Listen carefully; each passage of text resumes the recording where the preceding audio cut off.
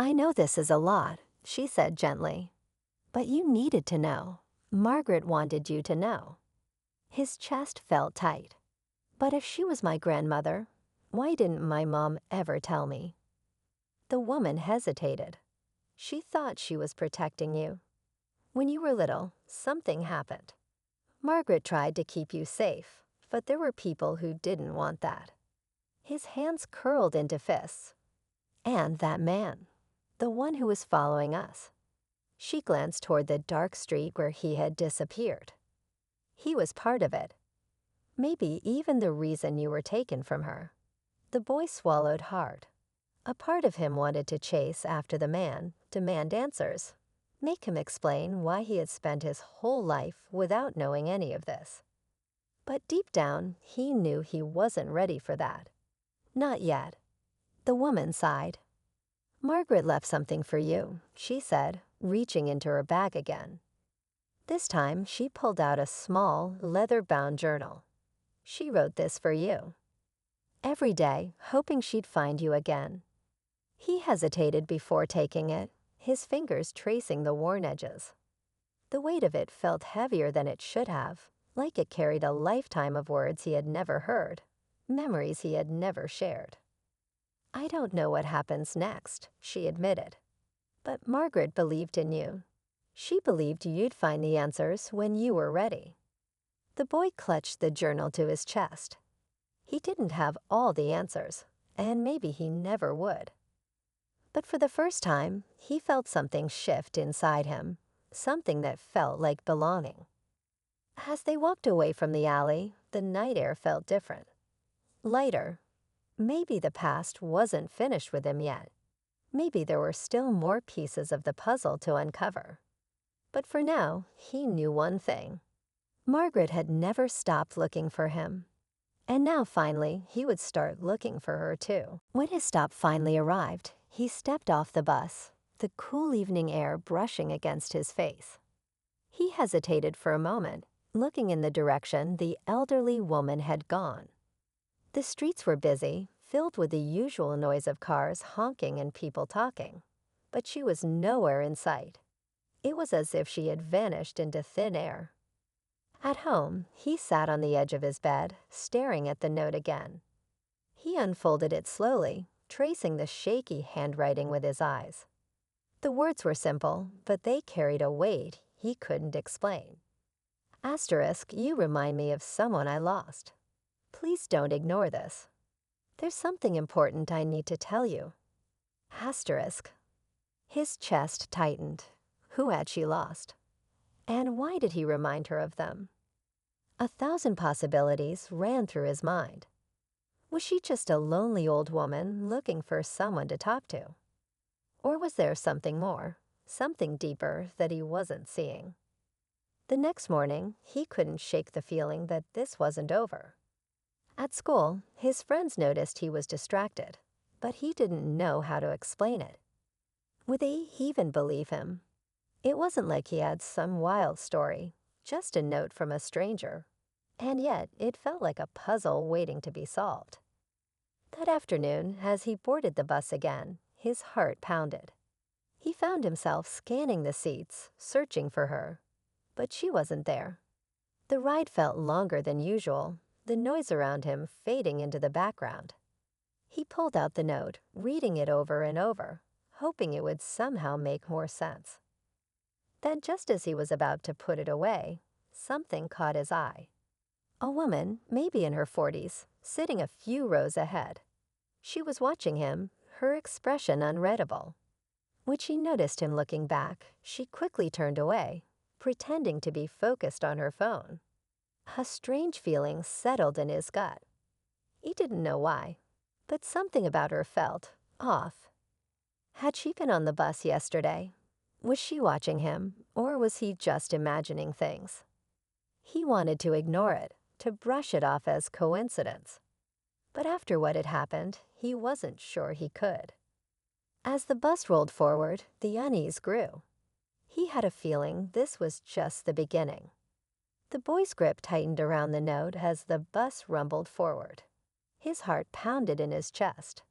He couldn't shake the feeling that something was happening, something he didn't fully understand. The woman sitting a few rows ahead kept her gaze lowered, her fingers tapping lightly against her phone, but he knew she had been looking at him. Was it just a coincidence, or was she somehow connected to the elderly woman from the day before?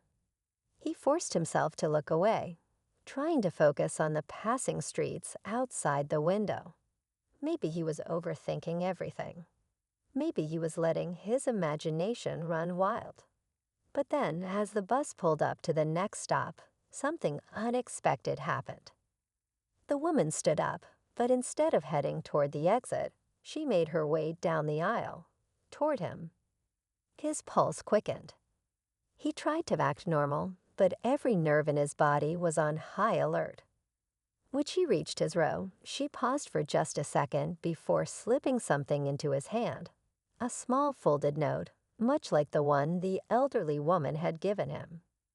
Then, without a word, she stepped off the bus and disappeared into the crowded sidewalk.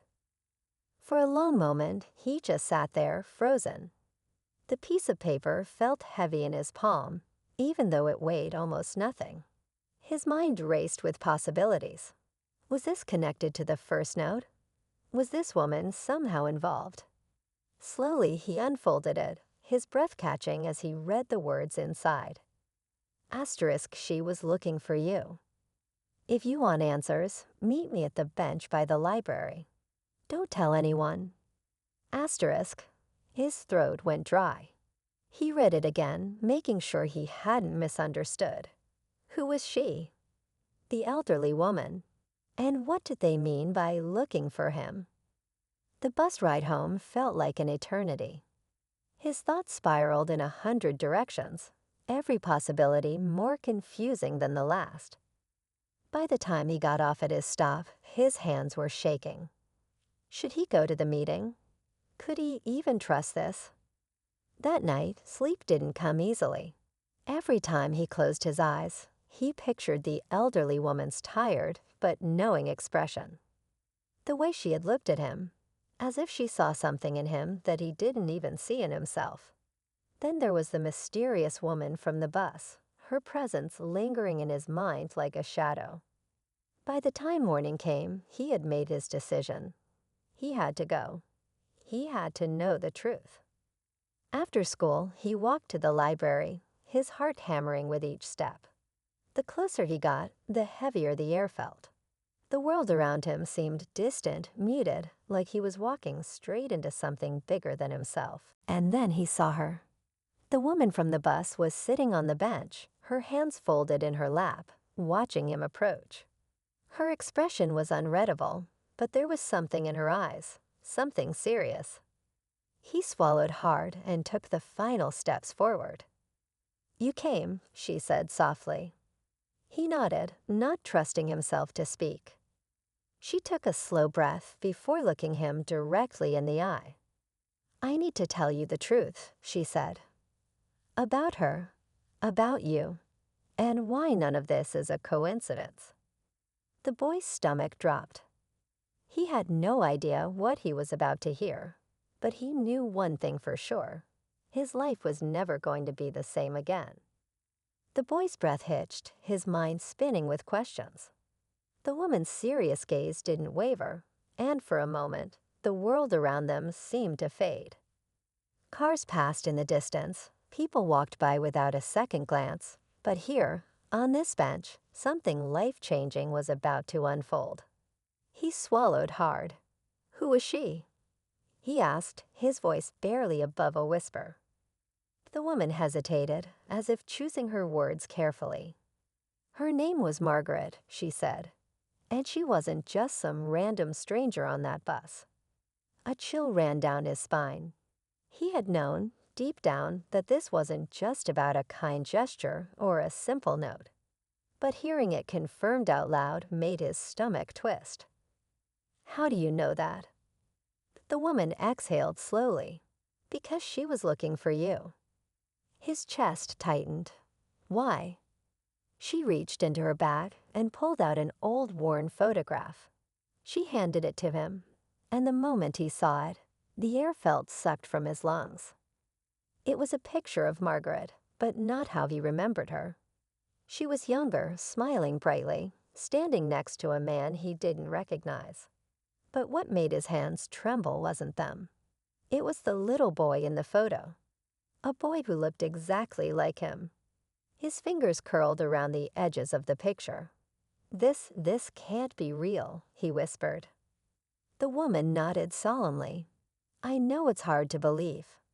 But Margaret wasn't just some elderly lady you helped on the bus.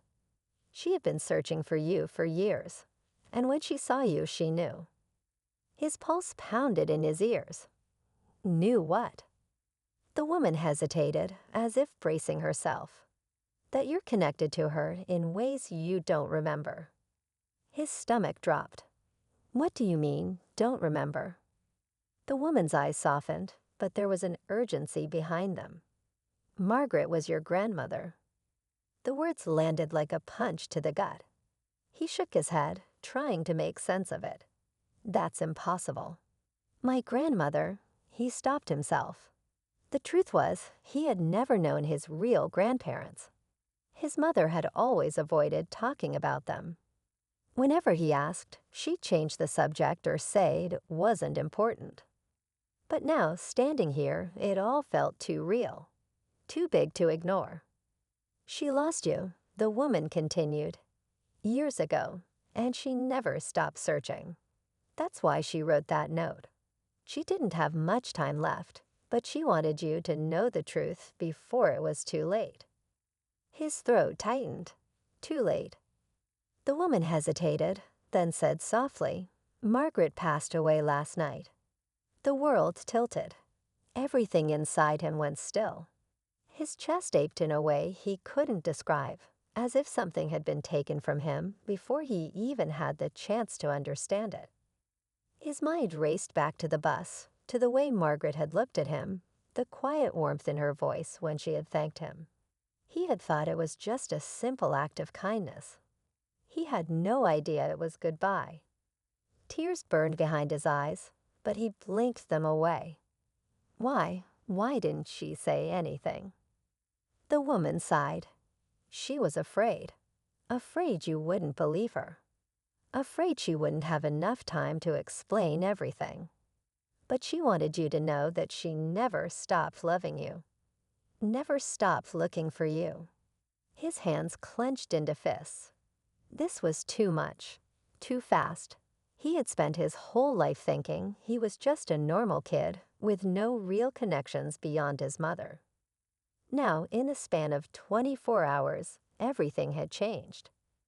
But before he could fully process it, the woman's expression shifted. "There's more," she said, lowering her voice.